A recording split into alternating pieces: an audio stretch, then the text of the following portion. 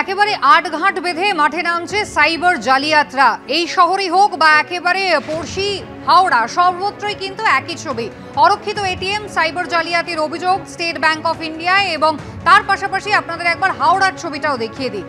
সেখানেও কিন্তু একেবারে টাকা তুলতে যাওয়ার আগেই সমস্যা, কারণ আলমপুরে রাষ্ট্রায়ত্ত ব্যাংকের এটিএম থেকে রাতারাতি টাকা লুট হয়ে গিয়েছে।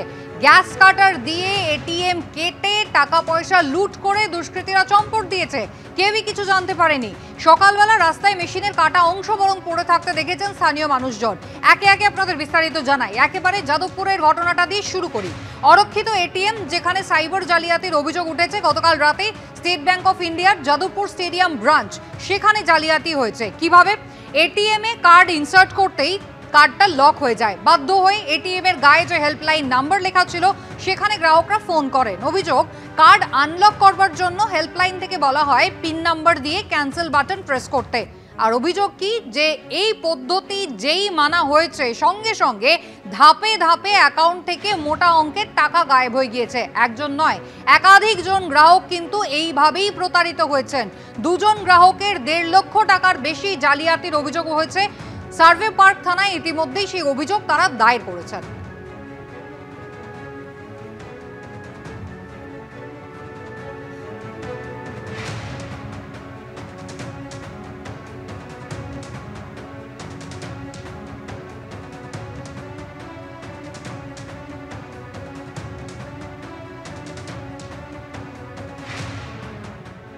আমার সঙ্গে এই মুহূর্তে রয়েছে একজন ভুক্তভোগী, যিনি গতকাল এই এটিএম এ এসেছিলেন টাকা তোলার জন্য। তার একই রকম ভাবে তারও যে এটিএম কার্ড, সেই এটিএম কার্ড আটকে যায় এবং এই এটিএমটি এই মুহূর্তে শাটার নামানো রয়েছে। এই যে এই এটিএম এর ভেতরে যে একটি হেল্পলাইন নম্বর ছিল, যে নম্বরটি নিয়ে বিতর্ক তৈরি হচ্ছে, যে নম্বরটি হচ্ছে ফ্রড নাম্বার। যারা এখানে ভুক্তভোগী রয়েছেন তারা যেমনটা অভিযোগ করছেন যে সেই নম্বরটায় ফোন করলেই ওটিপি আসছিল, বা সেই নম্বরটাতে ফোন করলেই পিন নাম্বার দিতে বসছিল, তারপর ব্যাংকের অ্যাকাউন্ট থেকে লক্ষাধিক টাকা গায়েব হয়ে গিয়েছিল।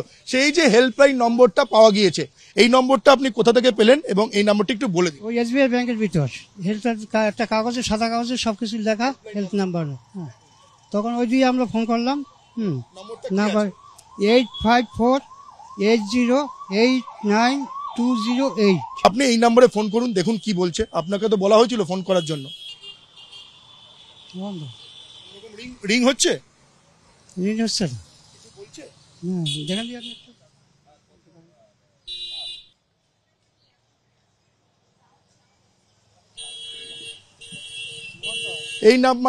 এই নাম্বারে ফোন, যে নাম্বারে ফোন করলে কোনো রকম শব্দ পাওয়া যাচ্ছে না, কোনো রকম কেউ ফোনও ধরছেন না, রিং হচ্ছেন না। এবার তোমাকে নিরাপত্তার ছবিটা দেখাবো।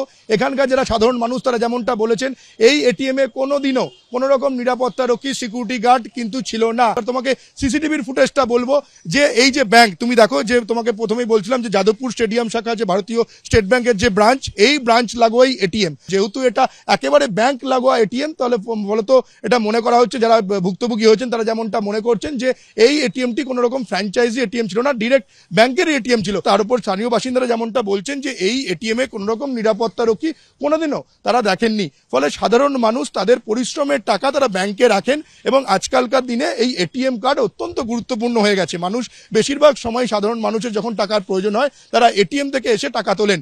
সেই এটিএম এ টাকা তুলতে এসেই তারা প্রতারণার শিকার হচ্ছেন, সাইবার প্রতারণার শিকার হচ্ছেন।